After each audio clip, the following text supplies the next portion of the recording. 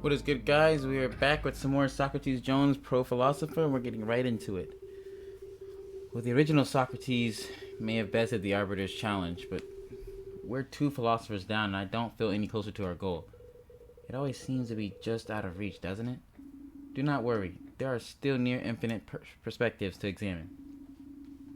In fact, I already have another philosopher ready for you to debate. Wonderful. So, who's the next philosopher? Is it Greek dude? Because frankly, I'm getting sick of... Is it another Greek dude? Because frankly, I'm getting sick of Greek dudes. No, this one's British. Oh, how exciting. Yes, I am simply ecstatic. What's the matter, Socrates? Do you no longer wish to continue? Hold on. I never said that. Of course I wish to continue. Dad. Very well, then. Give me a moment, Socrates, and I will bring the new philosopher out. Bro, I almost called him Albert Einstein for a second. I'm not. Hello? Is he asleep? Arbiter, are you sure this is the right guy? He isn't doing anything. Maybe he's dead? Well, technically. Humbug? I have to do it like that, guys. He can speak? What do you mean? Of course I can. Of course I can speak. You silly girl. Yeah, okay. See, that was the right response. I just chose not to. You waste time with small words, and small words are the money of fools. Arbiter, who is this guy? You may refer to me as Thomas Hobbes. You should know, Mr. Jones, that my mother gave birth to twins, myself and Fear. By the end of the day, you will be thoroughly acquainted with both of us. Well, geez, isn't he a dramatic one? Hobbes, you may present your argument. Of course, Arbiter. Allow me to begin by describing to you the natural state of man. Presentation. In the natural state, men find themselves equal in competition for resources. Okay, that's facts. Being selfish, they will go to any lengths to achieve their desire. Not all the time. This sets them at odds with every other man, creating a constant state of war. Okay, that's kind of flawed right there. Because some of them will team up. So, you know, what's he talking about there? Ceaseless conflict makes life nasty, brutish, and short. And there we go, the natural state of mankind. But wait, you said nothing about morality. Of course not. It's a natural state. There is no morality. There's nothing binding us to respect one another. Nothing stopping us from killing each other. Okay, that's facts. But, you know, it's the humanity. If you don't have that, you know, he's right and wrong a little bit with that. Like he's super dramatic. He's dramatic. Like that's like all the way to the aggressive side. It's Muslim. There's nothing to hold us back. There is, and ridiculous. Of course, there's a sense of right and wrong. Yeah, right and wrong. Arbiter, there's no way this philosophy can possibly be the correct answer. You seem rather sure of yourself, Mr. Jones. Shall we put your theory to the test? Gladly. People work together. Careful. Right. In a natural state, men find themselves...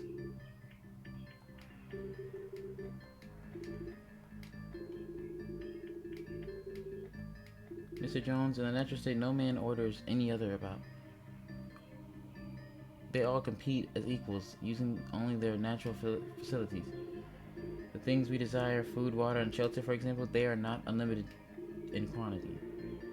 The amount of people wanting vastly outstrips the quantity of the want. As a result, men must compete for their desires. The fact that men pursue their desires is the source of all human behavior. And as a result, my argument is dependent upon it. Okay, that's not that one. What do you mean by that? Men see what they want, and they will grub and squabble if necessary to get it, even to the extent of stabbing each other in the back. Okay, you're thinking about, like, very... Nah. Can you back that up? Tell me, Mr. Jones, why do you stand here debating philosopher after philosopher? Do you simply do it for the fun of it? No, it's the only way I can get home. Exactly. Like all men, you are motivated by personal interest. Yeah, but sometimes personal interests align. Like what? So motivated that you will try Try something you, as an accountant, are not inclined to do. Think. I don't like his tone. As you can see, my points, like, all of them are disrespectful, bro.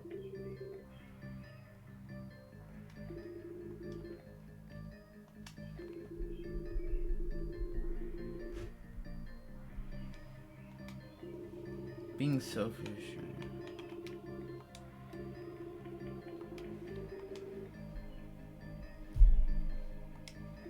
Unable to achieve the same ends men must find to gain an upper hand. In such a world, force and fraud are the only cardinal virtues. Eesh, talk about a bleak view of humanity. How can you be so sure? As men will do anything possible to achieve their goals. I'm not reading all that, bro.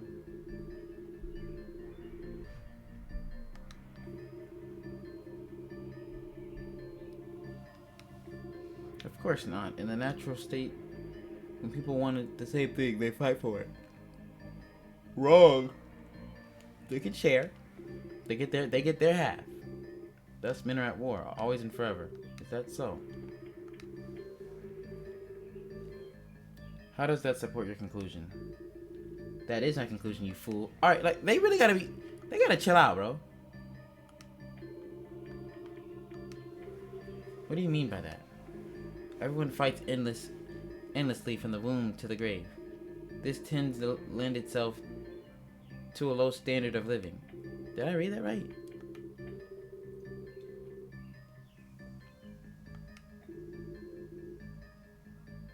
Indeed, in 3 parts. The first is that it is nasty in the natural state. One of the constant war, death is... Okay, hold on.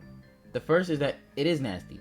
In the natural state, one of constant war, death is everywhere. Disease, discomfort.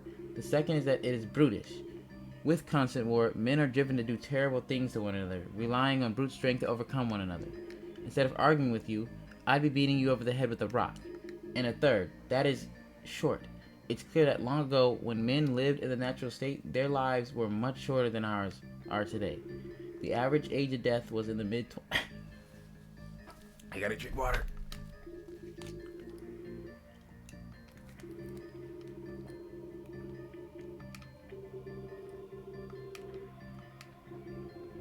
It shows the consequence of my conclusion.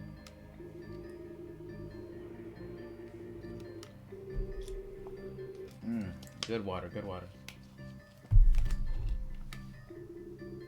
The world isn't perfect, Mr. Jones. I speak the truth, harsh as the truth may be. Am I gonna challenge one of these then? I didn't get anything from that. A challenge off the bat is crazy.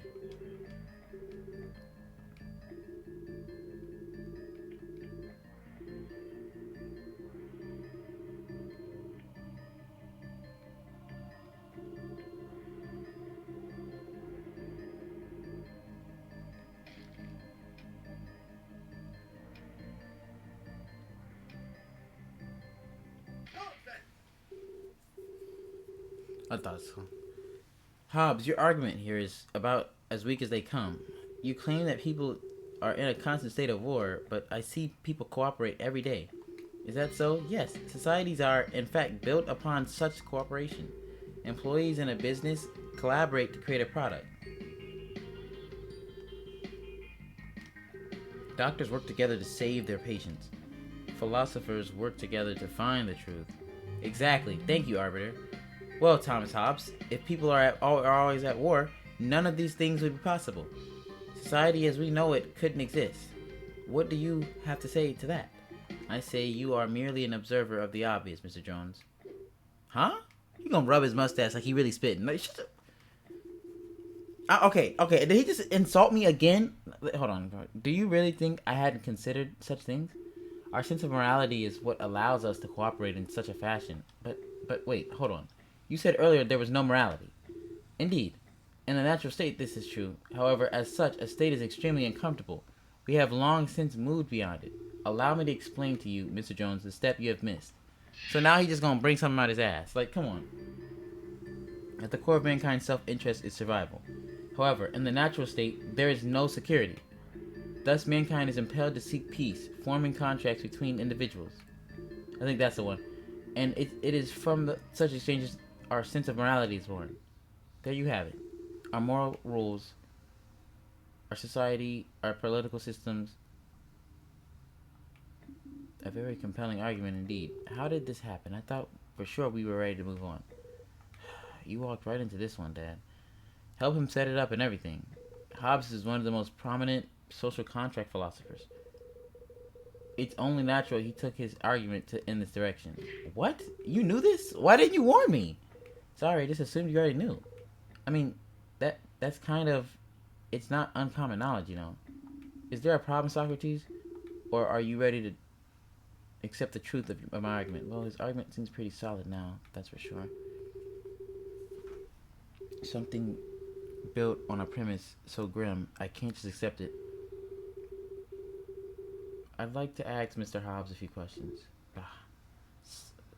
Scholastic thinking, I hardly see the attraction in it. Come on, Hobbes. Very well, Mr. Jones. Give it a shot. Let's see how it goes.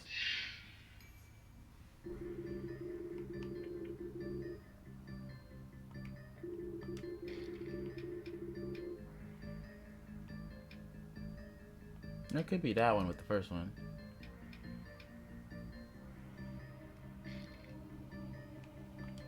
But I think it's something to do there. Or is it not this one? No, it was that one.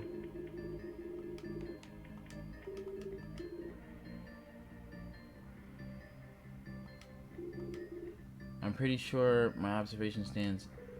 How my face? On the surface, girl.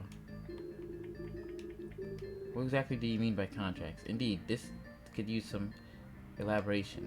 Very well, by contract I refer to an agreement between individuals.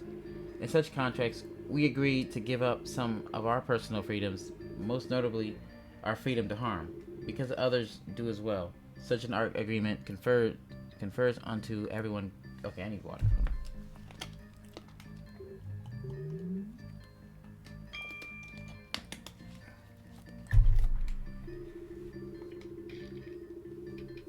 Wait, what statement was updated? Hey, where'd it go?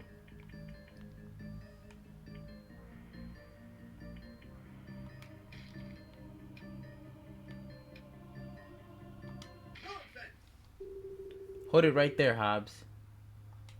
This is an easy one. That first guy, I forgot his name. Protagoras? I don't know. He was hard. I'll admit, the individual parts of your philosophy sound good on paper, but they don't work quite as so well when viewed as a whole. Is that so? Do explain. Gladly. Your social contract theory is based on the idea people are selfish, correct? Indeed. And they will go to any lengths to improve their own prosperity, correct? Which is why contracts must be formed. I am a little confused. What exactly is the problem, Socrates? Isn't it apparent by now?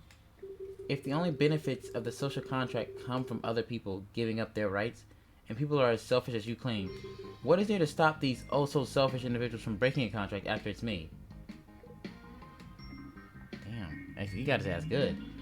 Why? That is a very good question. Working off Hobbes' own theory of human nature, men will always seek the most advantageous situation. Well, the most advantageous situation for anyone would be that they keep their rights when others give them up. All right, he's spitting. He's spitting for real. No, he's spitting for real. Hold on. So why would people ever keep their contracts? They wouldn't. Of course not. Everyone would stab each other in the back the moment they could get away with it. Hobbes, your ideas taken all together are self-defeating.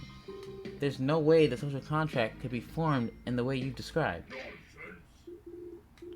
You are getting carried away. Dang, I thought I had his ass. I think I've made good points. Laughter is nothing more than a reaction to sudden glory, Mr. Jones. And in your case, the glory you are reacting to is quite artificial. What? All of these things you are saying, they have occurred to me. They are, in fact, the obvious progression of thought. The fact any self-interested man would break his contract is a problem.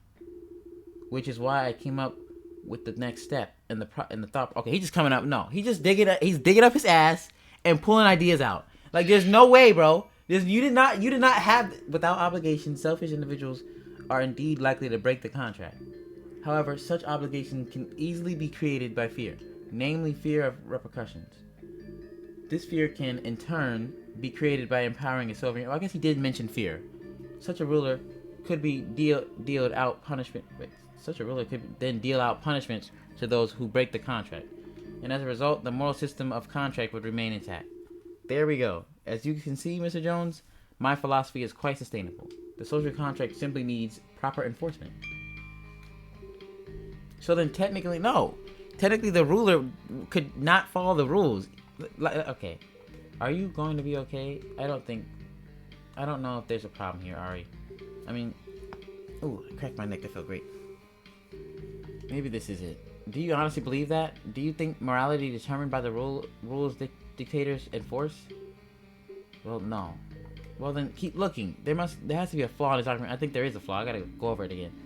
Are you two finished chatting over there? Yes, Arbiter. Sorry. Hobbs, you may have thought through my previous challenges, but my life depends on my only accepting the true nature of morality, and somehow I can't accept this. I can't accept this is it. Bah, humbug. Very well then, Mr. Jones, I have all the time in the world. Examine away.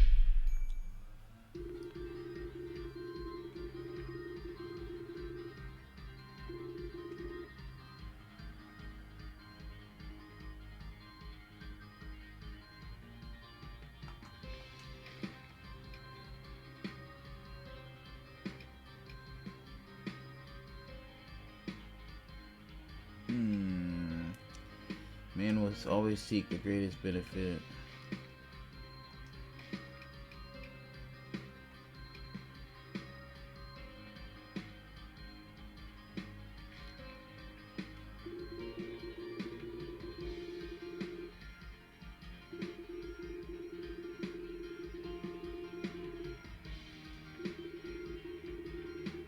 Maybe I can. Okay, let me do that. Let me do it.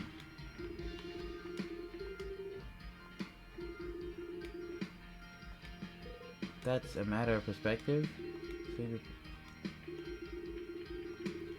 What do you mean by this? The sovereign provides the application of the social contract. Well, this one's actually kind of hard now. I should have been talking. Why was I talking, bro?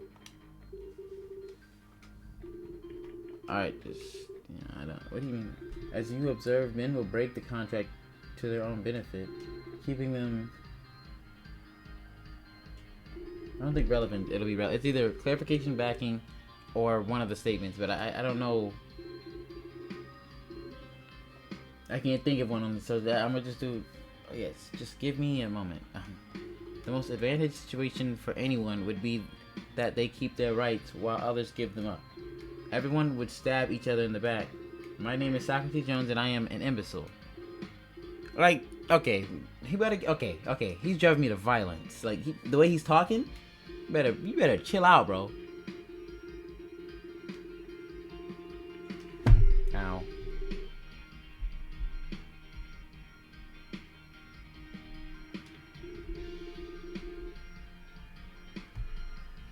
Fear repels us from its source.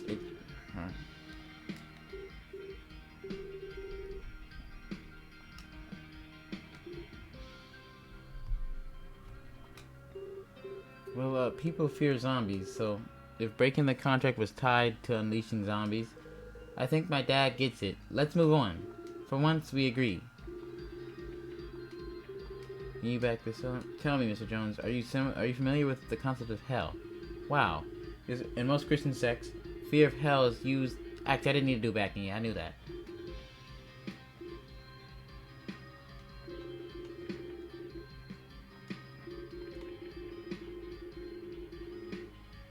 Okay, it has to be this one. Who do you fear more than someone who is stronger than you? A king in the... No. I don't think.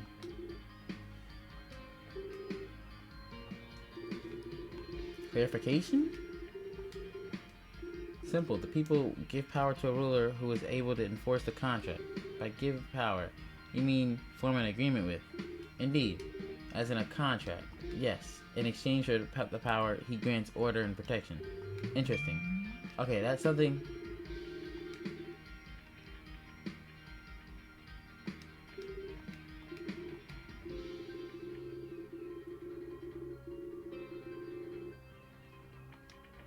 No, that's not...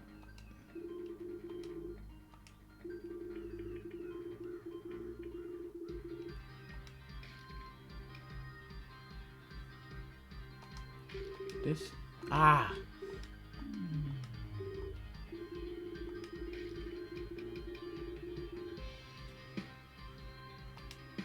Okay, I did it. I will admit your philosophy is very interesting from a political perspective, but as a basis of morality, it's simple. Because that statement, so that's what I've been missing. The statement changes. Nonsense. What?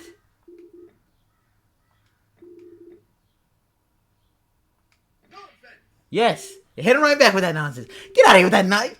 Fuck out of here. All that nonsense. Brash, this time, I think not. Boys, enough grandstanding. Get to the point. Why'd he just do that? Hobbes, you said our obligation to the social contract comes from the pressure laid upon us by the Sovereign Reign, right? Correct?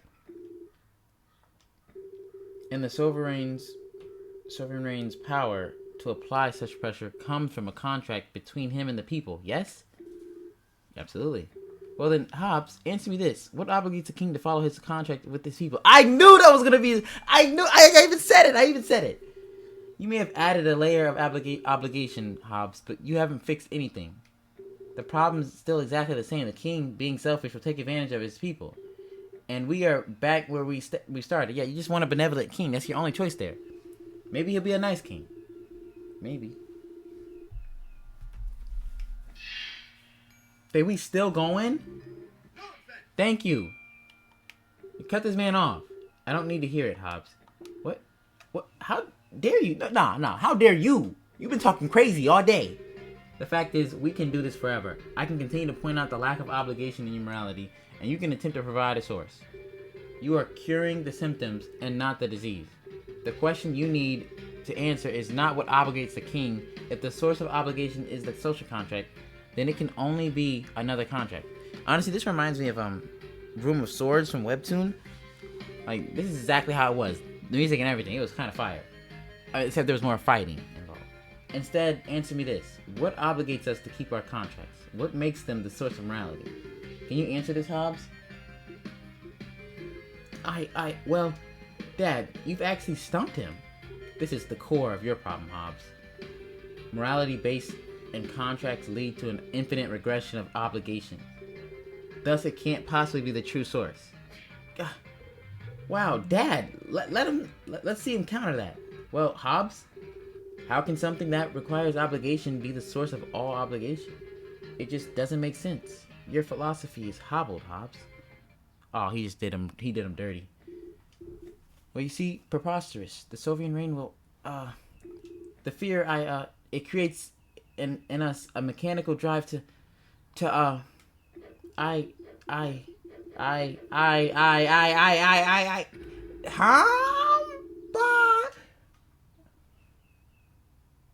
yeah, this dude over here malfunctioning. Like, what? Socrates, do you know what my last words were before I died? Now I am about to take my last voyage, a great leap into the dark. I desired rest, a life finally free from fear and discomfort. I did not wish to be trapped in this realm, debating for all eternity. Accepting the Arbiter's challenge was a foolish choice, Mr. Jones, but needless to say, I can understand why you did so. And ignorant as you have given me reason to re-examine my principles. I shall now take my leave. Alright, that's enough for today, guys. I hope you enjoyed. I'll see you guys in the next part.